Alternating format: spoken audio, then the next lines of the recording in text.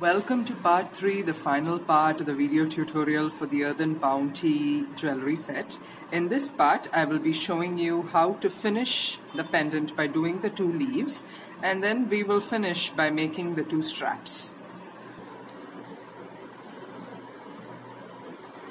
So we have 4 of these blue cords, the blue which we use to wrap the cabochon. So there are 2 cords at the base and there are 2 on the top. The 2 top ones are not required right now, so I'm putting it away. So counting all these cords, I get a total of 16. 1, 2, 3, 4, 5, 6, 7, 8, 8 and 8. So I have 16. So I'm dividing it 8 and 8. So with this 8 cords I'll be making 1 leaf, and with this 8 I'll be making the other. I am going to start by taking this blue cord because that is the outermost cord here, and I am going to do a row of horizontal double half hitches using all the remaining cords. So if you observe closely, because the cabochon is sort of oval, the stitches appear to go in and then out again. It is intentional, so try to angle the leaf so that it has that sort of curvature. That gives it a more natural look.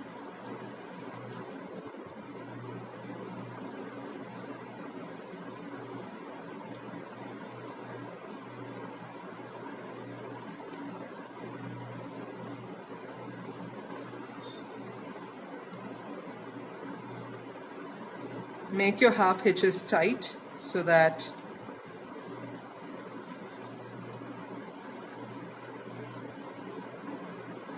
the leaf gets the curvature. If you make it too loose, the leaf sort of has a lopsided appearance, which you don't want.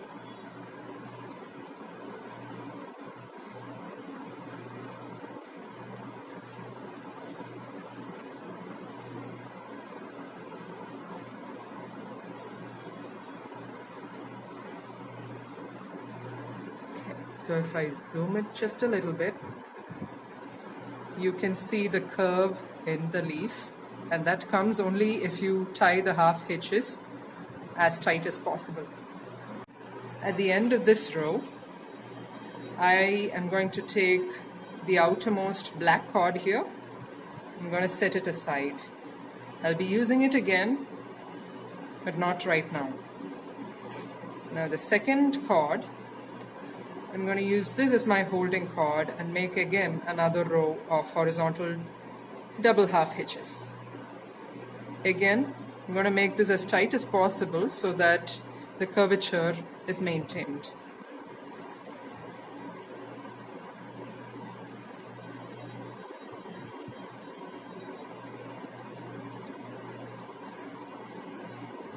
So in the first row, I used 7 cords to make the double half hitches. In the next row, I am using 6 cords because I have eliminated this from this row.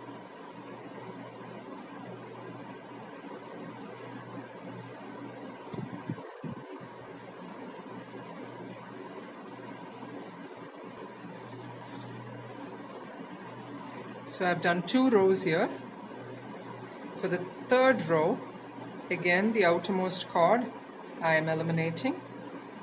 I'm using the second cord and I'm going to do the half hitch.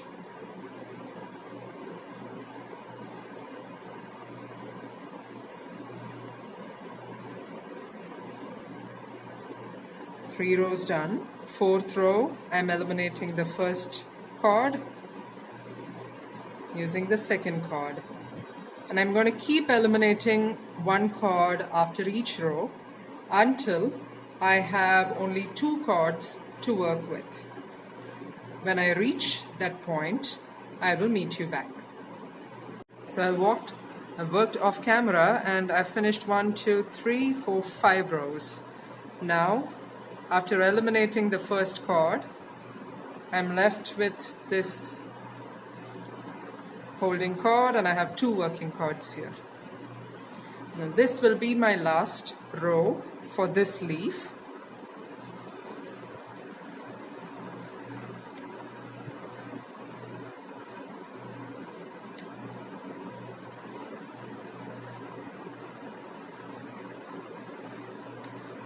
Once I'm done with that row, I'm going to use the same holding cord and reverse directions.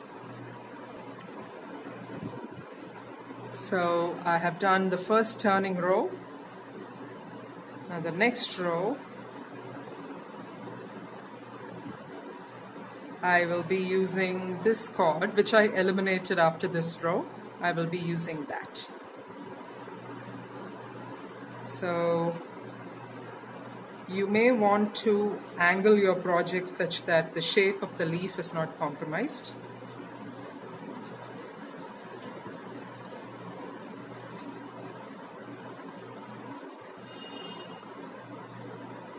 So I will be bringing the leaf, the shape into it a little bit like that.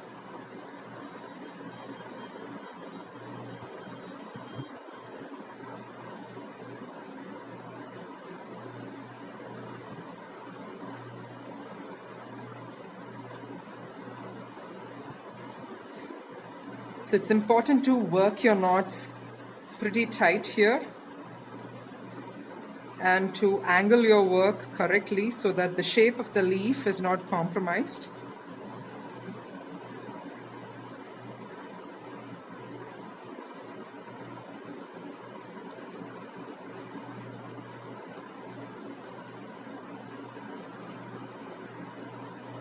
I'm going to use this cord which I eliminated from the previous row, and I'm going to bring these 2 together.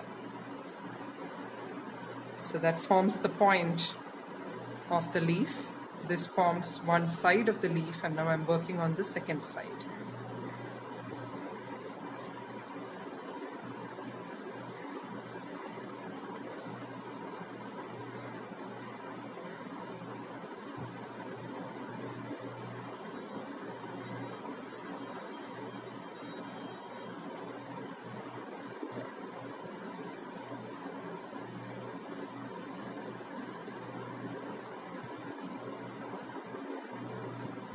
Now in each row, I will be including that excluded cord, and I will be angling the stitches so that the shape of the leaf, the nice curvature, is formed. Now I'm going to continue with the rest of there are 3 more rows to do, and I'm going to continue and I'm going to finish this leaf off. So here I have finished the first leaf. And these are the excessive cords that I will be trimming and finishing at a later time.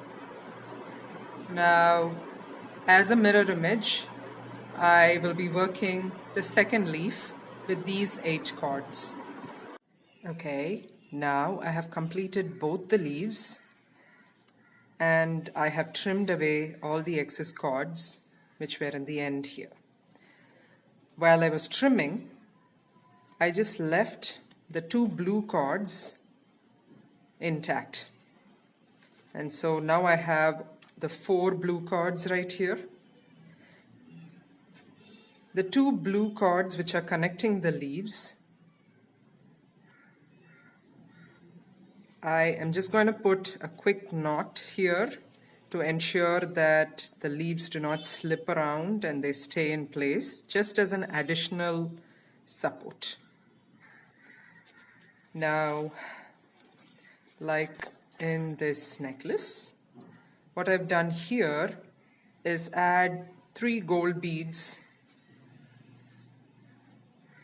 onto these cords. So I have 4 cords. I will cut one off and fix the end, and to the other 3 cords I will attach 1 bead, put a knot in the end. Now that completes the pendant. To make the necklace straps, you will need 1 mm macrame cord. This is the black cord which I've been using for the rest of the necklace. I will be needing some more of this for making the strap.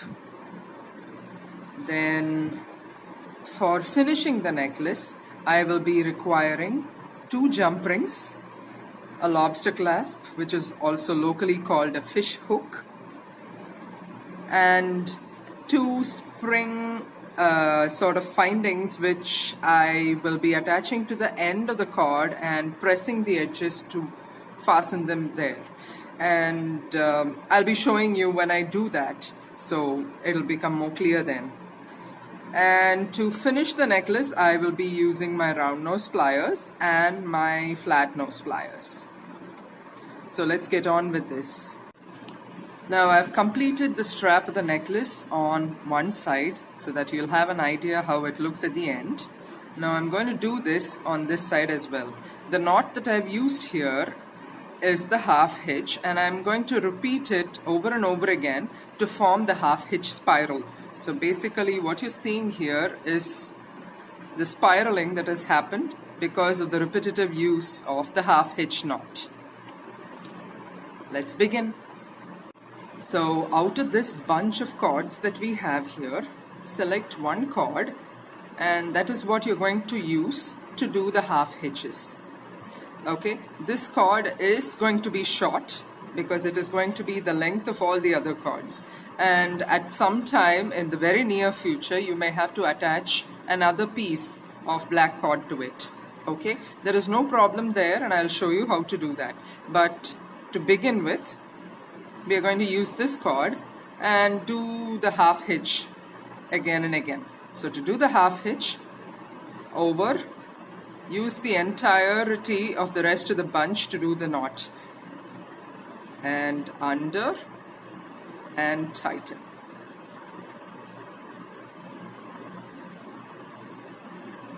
There we go. Again over, under, tight. So I have done almost one full spiral here, and by that time I find this cord to be very short. Continue. So I'm going to be attaching another bit of black cord, and this cord I have measured a length of 2 meters, and I'm going to be attaching the ends together.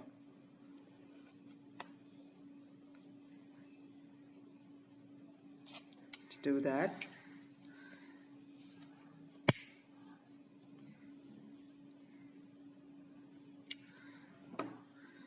Just flame the 2 ends really well and let them touch. But they're still hot. Sort of roll them between the fingers and they are attached. Just be a little careful when you're working with joint cords, especially when you come very close to the joint, because they do tend to break apart if you pull them too tightly. But with a little practice, you will be able to work that in very well. Now I'm going to continue doing my twists until I finish 5 twists, and then I'll meet you. So here I have completed the 5 twists. That's 1, 2, 3, 4, and 5. And I'm going to continue with the same stitches, but as the necklace is reaching to its end, I want it to be slightly thinner, slightly tapered. So for that, I am going to snip off 4 of these 7 cords which are there in the middle here. So I'm going to choose 4 of the shortest cords that I have here. 1, 2, 3, and 4. And I am going to cut them off.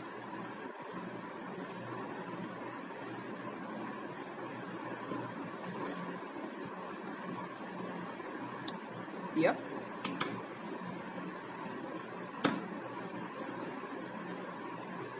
bring the ends a little bit together and in the center, and flame the tips a bit.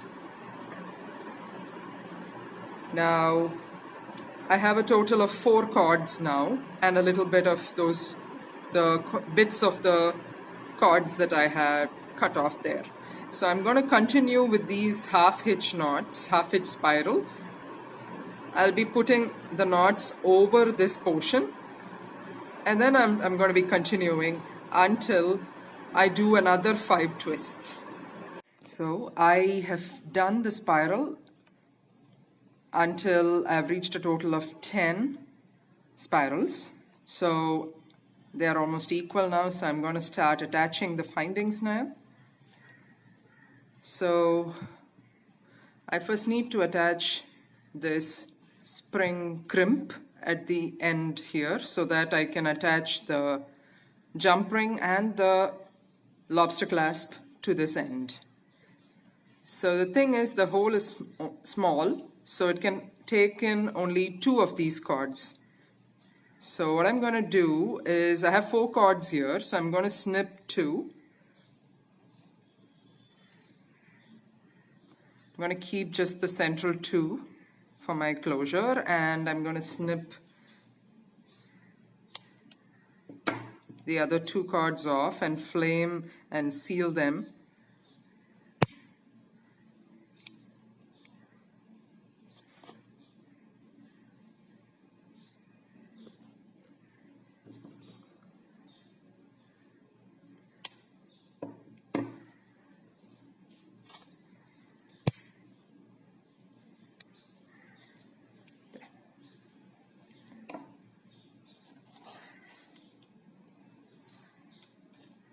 Now I just have 2 cords in the end for my necklace findings, and these are perfect. I'm just sealing the end here to make it easier to go through the hole.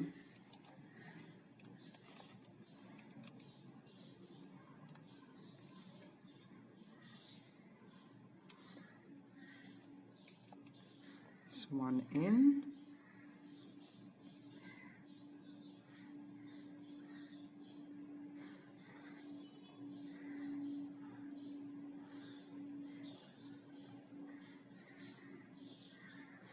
I find this way of crimping the ends of my macrame projects to be the easiest. If you do have another way in which you do it, by all means go ahead and do it that way, and please, if it is an easier method, do share.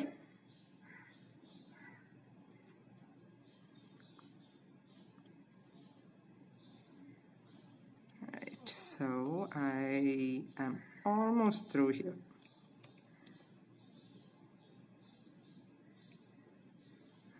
There we go. Got both the cords, and there. Next thing is to use my flat nose plier and flatten just the last 2 spirals. Let me zoom it up. Just the last 2 spirals, just flattening it out so that it's not going to move on the cord. I can cut off the excess side and just flame the top until the other cords sort of melt and go off inside. Here we go.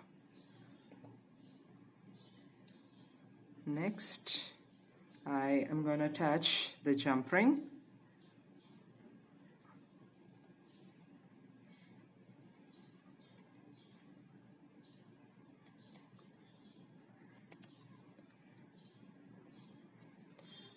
There.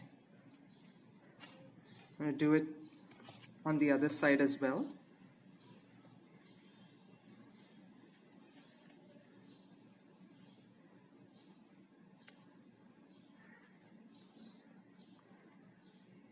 jump ring, and the lobster clasp.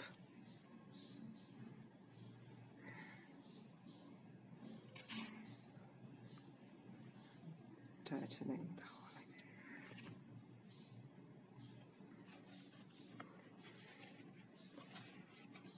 again. That sort of finishes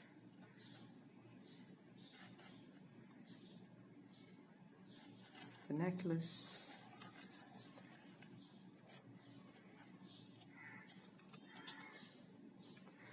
So that is the end of part 3 and the video demonstration for the Earthen Bounty necklace and earring set. I really hope you enjoyed it, and I hope you will use this tutorial to make this at home by yourself. Thank you.